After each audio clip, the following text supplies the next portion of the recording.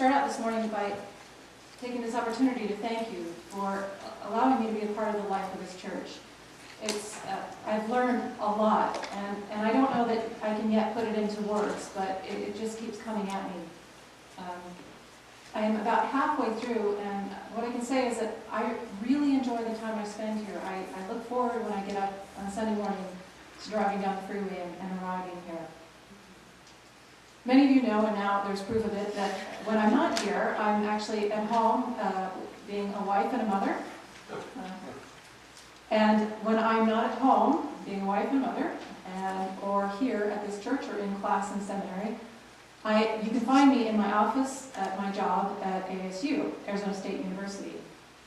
My job title is Assistant to the Director of the Center for the Study of Institutional Diversity in the School of Human Evolution and Social Change.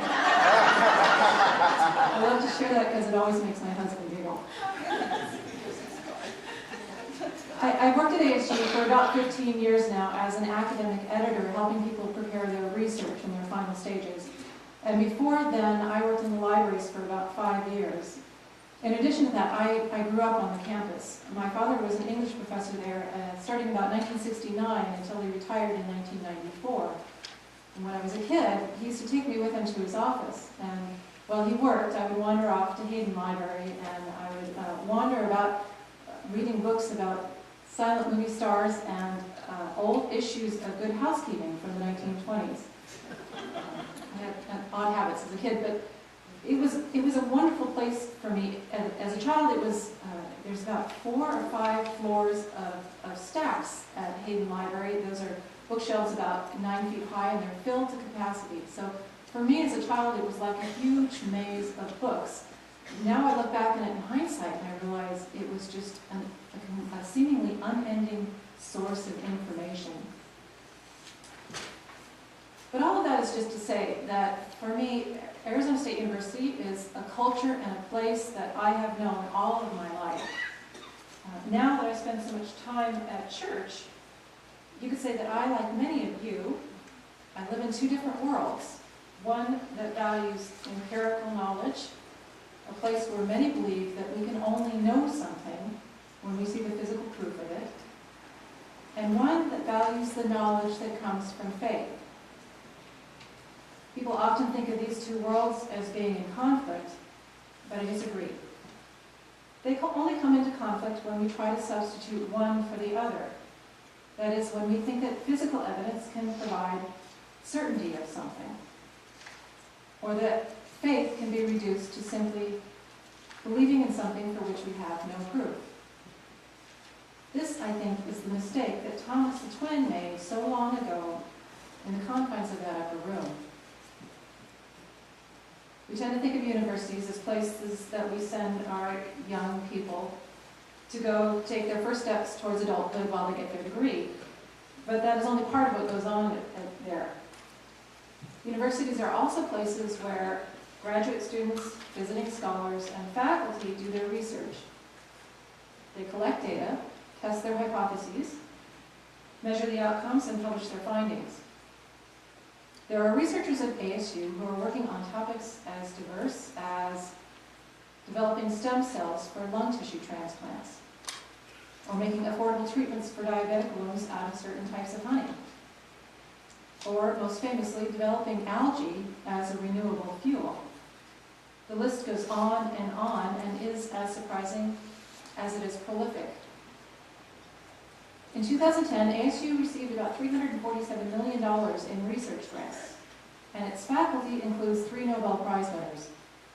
If you're an alumni, you can cling to those facts when the Sun Devils are having a bad season. Each research project starts with a question, and then the investigators methodically gather data in order to answer that question.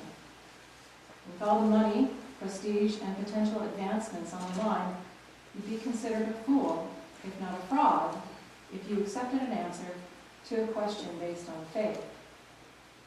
In short, the disciple Thomas, with his insistence upon seeing material proof of the resurrection, is the unofficial patron saint of ASU and universities like it all over the country and all over the world.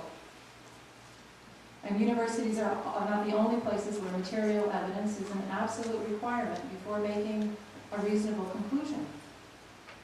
Accountants have precise methods for tracking income and expenses and projecting future costs. Doctors follow well-defined, clear-cut protocols in determining the most likely cause of your headache. And engineers test and retest their designs under all imaginable conditions. And we would probably all agree that these are wise practices.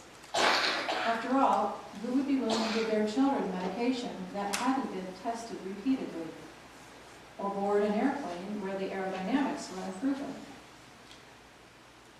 And many of us even know or love someone who might not even be alive if it weren't for the long nights some chemist spent in a lab developing a new cancer drug or immune suppressant. When it comes to dealing with the world, from maintaining a good quality of life on the planet or maintaining the health of our bodies, following the trail led by empirical evidence is a sound tactic. But that is not to say that the scientific method and its innovations are perfect. On the contrary, it's a very imperfect method with very imperfect results. Learning by observing material evidence is an amazing human endeavor, but like the humans who engage in it, it is fraught with all sorts of limitations. Researchers themselves are the first to say as much. In fact, if you stand back and look through the long history of any discovery, often we find that the scientifically based solutions to our human problems come with unintended consequences that inevitably cause new problems that require new solutions. The gas-powered engine is just one example of this. I'm sure most of us got here this morning by car. It has improved our standard of living immeasurably. Yet all of us today are familiar with all of the problems that it has caused as well, including war, pollution, and in the Middle East, political oppression.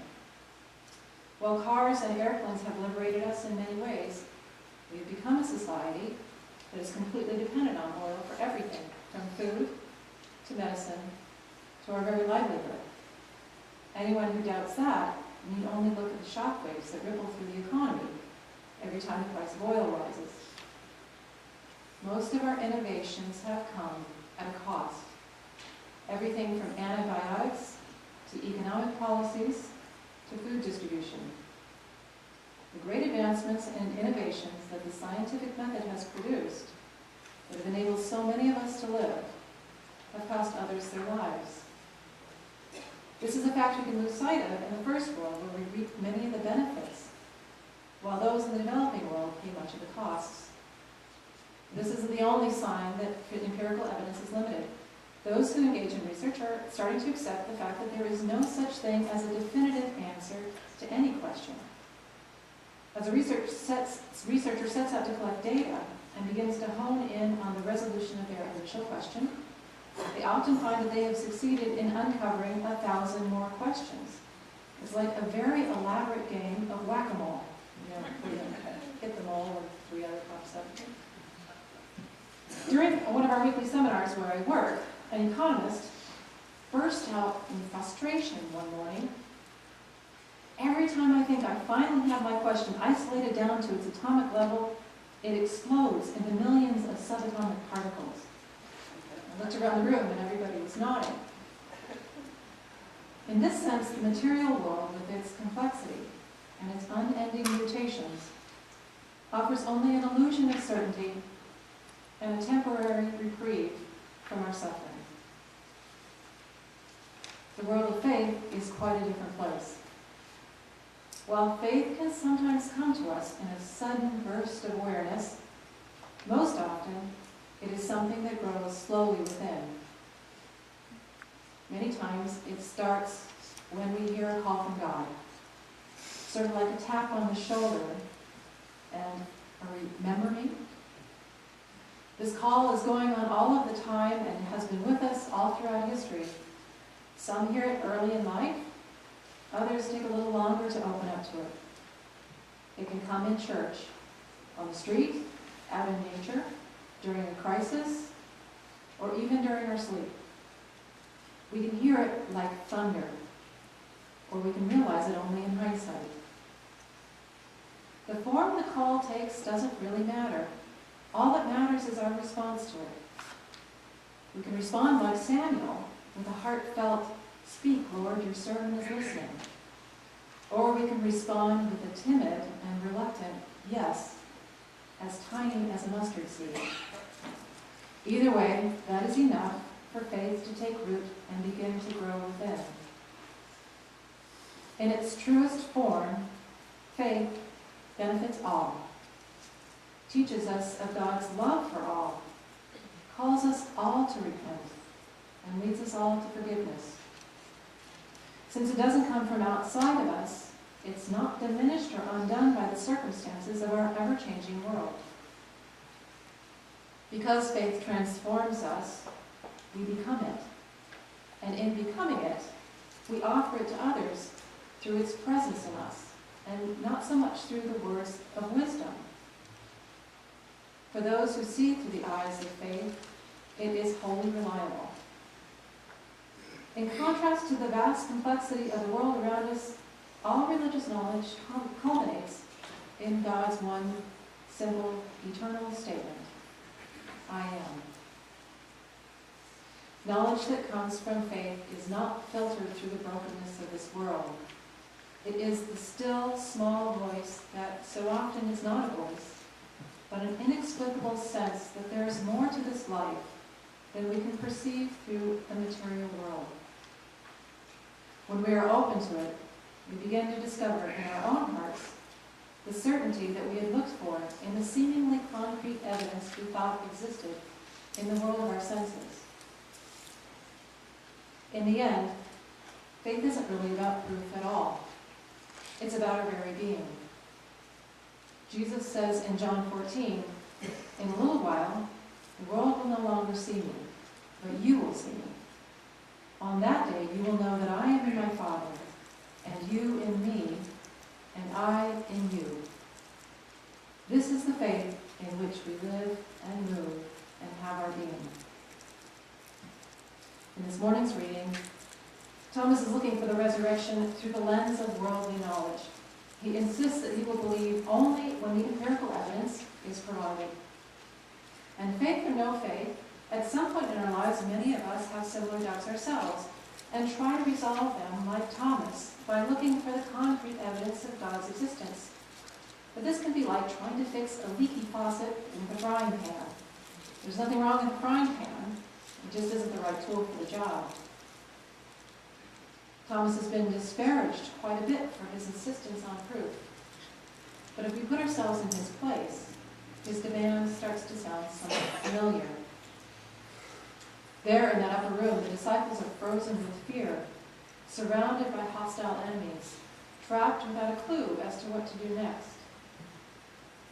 I can think of at least a few times in my life when I was terrified of what lay ahead, or just deeply confused about the world and my place in it. And in those moments of indecision and fearful hesitation, my prayer sounded like this: "Please, God, I want to do your will, but you're going to have to make it perfectly clear. I need a burning bush here, not just a feeling, but a sign, a definite sign." Was my prayer answered? Does God provide proof? Yes, absolutely. The world is bursting with the proof of God.